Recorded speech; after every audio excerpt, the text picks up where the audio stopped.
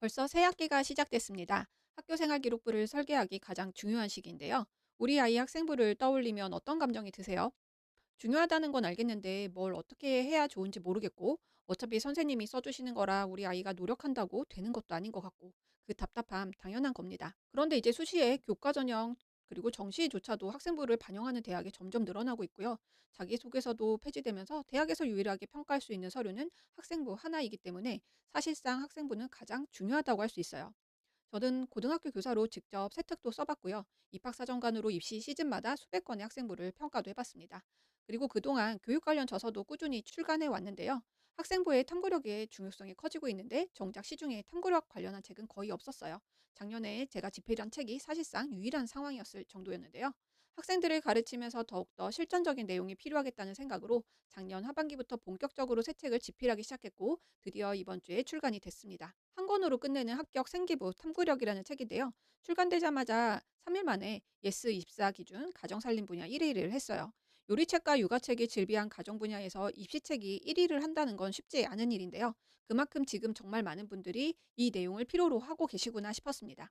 오늘은 그 책의 핵심 중에서도 학생부와 직접 연결되는 내용을 중심으로 티어리스트로 정리해 드려보겠습니다. 학생부를 직접 작성하는 선생님의 눈, 그리고 그 학생부를 평가하는 입학사정관의 눈, 이 두 가지 시선으로 봤을 때 꼭 챙겨야 될 핵심 요소들입니다. 이 순위는 그냥 정한 게 아니에요. 교사로 학생부를 써본 경험, 입학사정관으로 평가를 해온 경험, 그리고 현직 선생님들의 의견까지 반영해서 만든 기준입니다. 오늘 영상을 보고 나시면 우리 아이 학생부가 지금 몇 티어에 머물고 있는지, 그리고 한 단계 올리려면 무엇을 바꿔야 되는지 가져가실 수 있을 겁니다. 그럼 시작할게요. 세특은 실제로 각 과목 선생님이 써주시잖아요. 그래서 더 막막하고 답답하게 느껴지시는 게 사실입니다. 그럼 이런 생각이 드시죠? 선생님이 써주시는 건데 우리 아이가 뭘 어떻게 해야 된다는 거야? 그런데 여기서 딱 하나만 기억을 하시면 됩니다. 세특은 선생님이 기억하신 장면으로 쓰시는 거예요. 한 선생님이 담당하시는 학생이 과목당 많게는 100명이 넘습니다. 그럼 그 학생 한 명 한 명을 세밀하게 기억하면서 쓴다는 게 쉬운 일은 아니죠. 그럼 어떤 학생이 기억에 남을까요? 그리고 여기서 잠깐 대학이 학생부 종합전형에서 학업 역량을 평가할 때 학업 성취도, 학업 태도, 탐구력 이 세 가지로 나눠서 봅니다. 그런데 성적이 다들 비슷비슷한 상위권 학생들 사이에서 최종 변별을 만들어내는 요소 중에 하나가 바로 학업 태도예요. 왜냐하면 대학은 단순히 성적이 높은 학생보다 스스로 배움을 이끌고 성장할 수 있는 태도를 가진 학생을 뽑고 싶기 때문입니다. 그래서 그 태도가 세특에서 가장 잘 드러나는 거예요. 그럼 어떤 태도가 선생님 기억에 남을까요? 활동을 10개 한 학생과 3개 한 학생이 있을 때 선생님 기억에 남는 건 10개 한 학생이 아닐 수 있어요. 오히려 3개를 하더라도 그 안에서 질문하고 근거를 들고 오고 수정해서 다시 찾아온 학생이 훨씬 선명하게 남습니다. 저도 교사로 일했을 때 직접 느꼈어요. 그 당시에는 지금처럼 전체 아이들 세특을 다 써줘야 되는 구조가 아니었는데도 제가 먼저 써주고 싶었던 아이들이 있었습니다. 그 아이들이 모두 1등급이었냐고요? 아닙니다. 제 수업 시간에 눈을 반짝이며 앞을 바라보던 아이, 날카로운 질문 하나로 제 등줄기를 서늘하게 만들었던 아이, 내성적이고 조용한데 수행평가 과제에서 자기만의 색깔이 도드라지게 드러나던 아이, 그 아이들 중에 등급이 낮은 아이들도 있었어요. 그럴 때 저는요, 조금 낮은 등급을 어떻게든 커버해주고 싶어서 혼신의 힘을 다해 진심으로 세특을 썼던 기억이 있습니다. 현직 선생님들도 똑같은 말씀을 하세요. 수업이 끝나고 조심스럽게 다가와 자기 근거를 들고 와 설명했던 학생, 피드백을 받고 나서 수정해서 다시 찾아온 학생, 이런 장면이 있는 학생이 세특을 쓸 때 가장 먼저 떠오른다고요. 그리고 이런 장면들이 3년 동안 여러 교과 선생님들의 세특을 통해 반복될 때 학생부 전체의 분위기가 달라집니다. 사정관들은 이걸 문체의 온도가 다르다고 표현하기도 해요. 태도가 좋은 아이의 학생부를 읽으면 그 온기가 느껴진다는 거죠. 선생님들이 이 아이를 좋아한다는 게 문장 곳곳에서 배어 나오는 거예요. 기억은 양이 아니라 장면에 남습니다. 선생님 기억 속에 구체적인 장면을 남기는 것, 이게 사티어의 핵심입니다. 자, 이렇게 선생님 기억 속에 장면을 남겼다면 그 다음에 무엇을 해야 될까요? 3티어는 자기평가서로 재료 드리기입니다. 그런데 이 얘기 드리기 전에 자기소개서, 세특, 자기평가서 헷갈리시는 분들이 있는 것 같아서 한 번만 정리를 하고 넘어갈게요. 자기소개서는 나는 이런 사람입니다라고 입학사정관에게 직접 자신을 설득하던 글이었어요. 그런데 2024학년도부터 전면 폐지됐습니다. 세특은 과목 담당 선생님이 직접 작성해 주시는 기록이에요. 입학사정관이 실제로 가장 집중해서 읽는 영역 중에 하나입니다. 자기평가서는 학생이 직접 쓰고 선생님이 읽는 자료예요. 자기소개서가 폐지됐다고 학생이 자기 목소리를 낼 곳이 사라진 게 아닙니다. 그 역할이 자기평가서로 넘어온 거예요. 실제로 교육부 학교생활 기록부 기재 요령에는 교사가 학생이 제출한 자기평가서를 세특 작성의 참고 자료로 활용할 수 있다라고 명시가 되어 있어요. 제도가 허용하는 방법입니다. 선생님은 수십, 수백 명의 학생을 동시에 지도하기 때문에 그 모든 순간을 기억하기가 어려워요. 학생이 자기평가서에 남겨둔 탐구 과정이 선생님의 기억을 환기시키고 세특을 살아있는 언어로 만드는 결정적인 재료가 되는 겁니다. 그런데 여기서 또 중요한 게 있어요. 모든 학교, 모든 선생님이 자기평가서를 받는 건 아닙니다. 어떤 선생님은 선택적으로 받고요. 어떤 선생님은 아예 안 받기도 해요. 근데 걱정 마세요. 방식을 바꾸면 됩니다. 자기평가서라는 형식이 없어도 나의 탐구와 성장을 드러낼 방법은 얼마든지 있어요. 수행평가 보고서 마지막에 성찰 한 단락을 추가하거나 수업 후 선생님과 짧은 대화를 나누는 방법 등 상황에 따라 활용할 수 있는 방법들이 있는데요. 이 부분은 이번에 제가 출간한 이 책에서 5부에서 훨씬 더 구체적으로 다뤘으니까요. 책을 참고해 주시면 좋겠습니다. 그러니까 핵심은 형식이 아니라는 거예요. 선생님께 좋은 재료를 드리는 겁니다. 그럼 그 재료에 뭘 담아야 될까요? 많은 학생들이 이렇게 써요. 열심히 했습니다. 뿌듯했습니다. 이건 일기장에 써야 될 내용이죠. 기록이 아니라 감상입니다. 자기평가서는 선생님이 조립할 수 있는 설계도여야 합니다. 한번 이렇게 5가지 구조로 써보세요. 첫 번째는요. 왜 이 탐구를 시작했는지 동기가 있어야 되고요. 두 번째는 과정과 발견이 있어야 됩니다.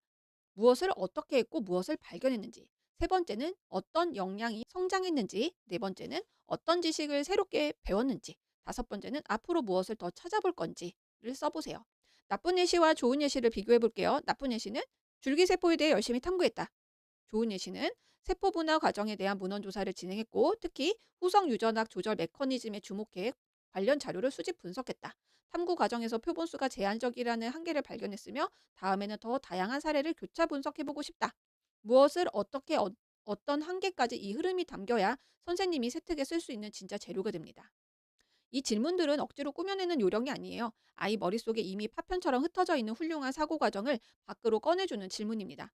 선생님 기억에 장면을 남기는 게 4티어라면 그 장면을 설계도로 만들어 드리는 것 이게 3티어입니다. 자기 평가서로 재료를 드리는 방법을 알았다면 이제 한 단계 더 올라갈 수 있어요. 2티어는 평가자의 언어로 설계하기입니다. 똑같은 재료라도 어떤 언어로 표현하는지가 되게 중요해요. 여기서 말하는 평가자의 언어가 뭔지 조금 더 구체적으로 말씀을 드릴게요. 2022 개정교육과정에는 6대 핵심 역량이 있어요. 자기관리 역량, 지식정보 처리 역량, 창의적 사고 역량, 심리적 감성 역량, 협력적 소통 역량, 공동체 역량. 이게 단순한 교육 용어가 아닙니다. 대학이 학생부를 읽을 때 사용하는 평가의 언어이자 설계도예요. 입학사정관들은 학생부를 읽을 때 이런 역량들이 드러나는 흔적을 찾습니다. 그래서 자기평가서를 쓸 때 활동을 나열하는 데 그치는 게 아니라 그 활동이 어떤 역량과 연결되는지를 자연스럽게 보여줄수록 설득력이 높아집니다. 그런데 여기서 중요한 게 있어요. 나는 창의적 사고 역량이 뛰어납니다. 이렇게 주장하는 게 아니고요. 평가자들은 학생이 스스로를 평가하는 문장보다 활동 속에서 자연스럽게 드러나는 역량의 흔적을 훨씬 더 신뢰합니다. 그럼 어떻게 표현해야 될까요? 핵심은 2가지입니다. 구체적인 명사와 능동적인 동사예요. 명사는 재료예요. 어떤 이론인지, 어떤 책인지, 어떤 데이터를 활용했는지를 말합니다. 동사는 사고력입니다.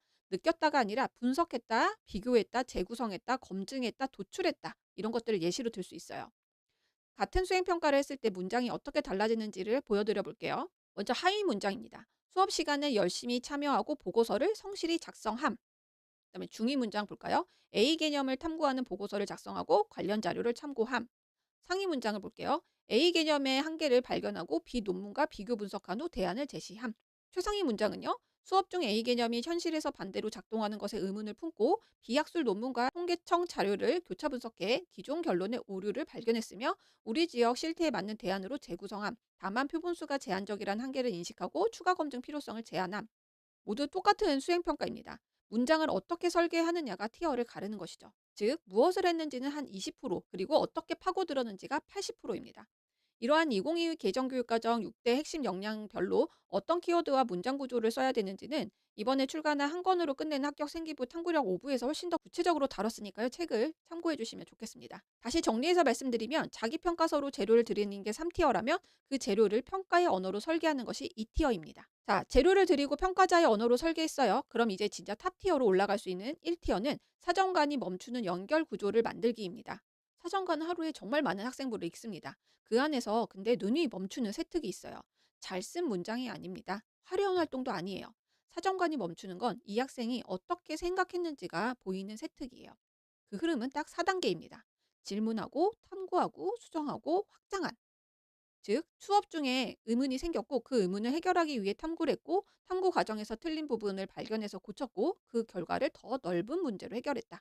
이 흐름이 하나의 세특에 담기는 순간 사정관의 눈에는 이게 보여요. 아, 이 학생은 뭔가 스스로 생각하는 아이구나. 그런데 여기서 또 한 가지 짚고 넘어갈게요. 탐구 주제를 잡을 때 우리 아이들이 시의성 있는 주제를 고르는 경우가 많아요. 예를 들어 러시아와 우크라이나 전쟁은 언제 끝날까? 이런 주제를 말하는 건데요. 그런데 이런 주제는 예측과 대립으로 흐르기 쉬워서 학술적인 논증 구조를 만들기가 어렵습니다. 대학은 단순히 요즘 이슈를 이야기하는 곳이 아니에요. 지식을 체계화하고 원리를 탐구하는 학문 공동체입니다. 그래서 같은 주제라도 이렇게 접근을 해야 돼요.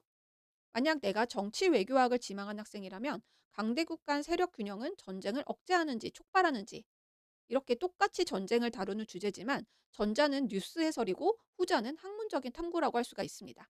교수님들은 이 차이를 단번에 알아봅니다. 그리고 꼭 거창한 주제가 아니어도 돼요. 좋아하는 것을 탐구로 연결하는 것도 좋은 전략입니다. 진학TV에 이런 사례가 나왔어요. 이화여대 국어국문학과 합격한 사례인데요. 태연의 불티라는 노래를 너무 좋아했던 학생이 그 가사를 문학적으로 분석을 했대요. 그리고 가사 속의 상징, 화자의 태도, 주제 해석을 문학 분석법으로 적용한 거죠. 즉, 좋아하는 음악이 탐구 주제가 된 겁니다. 저도 입학사정관으로 일할 때 수백 장의 학생부를 읽었어요. 솔직히 말씀드리면 비슷비슷합니다. 아이들이 탐구 주제도 비슷하고요. 탐구 방식도 비슷해요.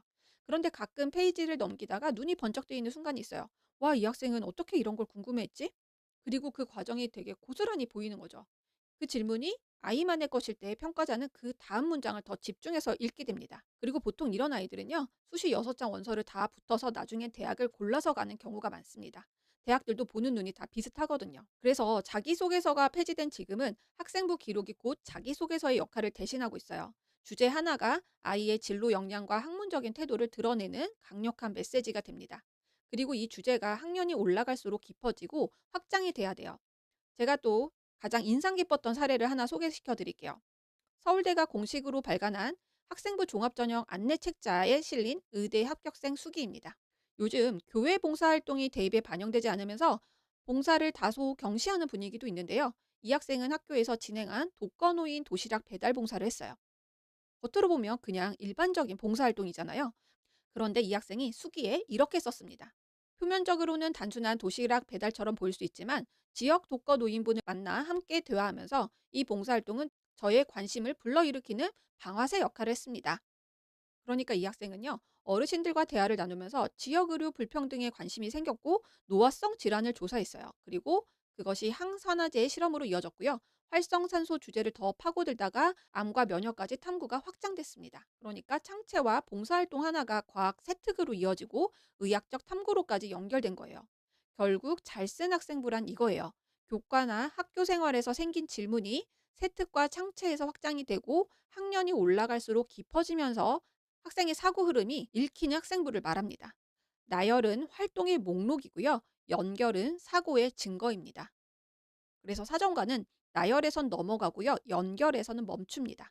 서울대가 말하는 지적 호기심, 연세대가 말하는 탐구력, 고려대가 말하는 자기주도성, 이 모든 평가 기준이 결국은 이 연결 구조 안에 들어 있습니다. 정리하자면 4티어가 선생님 기억에 들어가는 것이고 3티어가 재료를 설계해서 드리는 것이고 2티어가 평가자의 언어로 표현하는 것이라면 1티어는 그 모든 것이 하나의 흐름으로 연결되는 것입니다.